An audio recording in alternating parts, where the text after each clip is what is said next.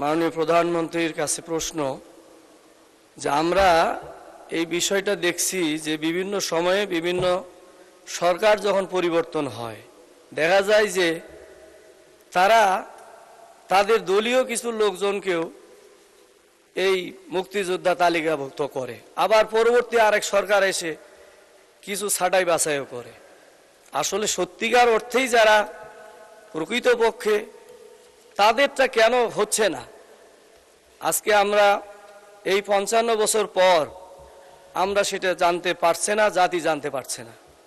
এই জন্য আমার প্রশ্নটা এইটাই যে এই বর্তমান সরকারের এই পরিকল্পনা আছে কিনা যে সঠিক একেবারে পুঙ্খানুপুঙ্খভাবে বিশ্লেষণ করে যাতে করে যারা প্রকৃতপক্ষে মুক্তিযোদ্ধা তাদেরকে চিহ্নিত করে তাদেরকে তালিকাভুক্ত করা, আর যারা মুক্তিযোদ্ধা নয় যারা বিভিন্নভাবে দলীয়করণের মাধ্যমে হয়েছে তাদেরকে ছাঁটাই করে একটা প্রকৃত মুক্তিযোদ্ধা তালিকা জাতির কাছে প্রকাশ করার পরিকল্পনা আছে কিনা, এটি আমার প্রশ্ন।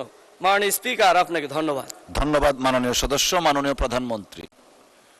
12 ঘন্টার সুপার অ্যাবসর্পশন পাওয়ার এবং লিকেজ ফ্রি ফিচার নিয়ে এলো কিডস্টার ডায়াপার।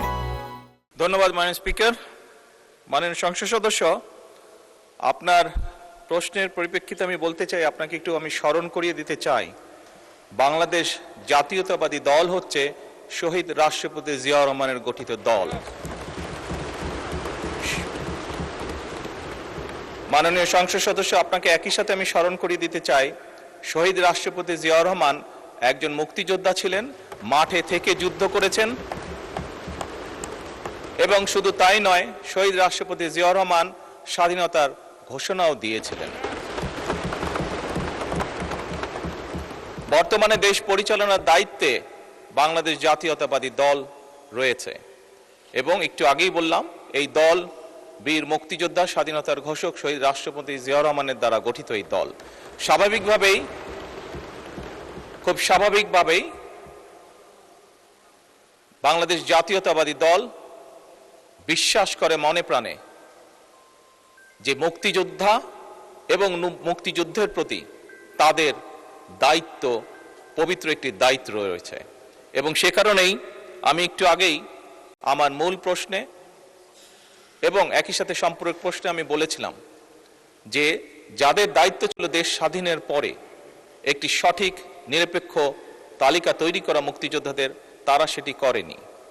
পরবর্তীতেও বিভিন্ন সময়ে এই লিস্ট তৈরিতে বিভিন্ন রকম সমস্যা তৈরি হয়েছে।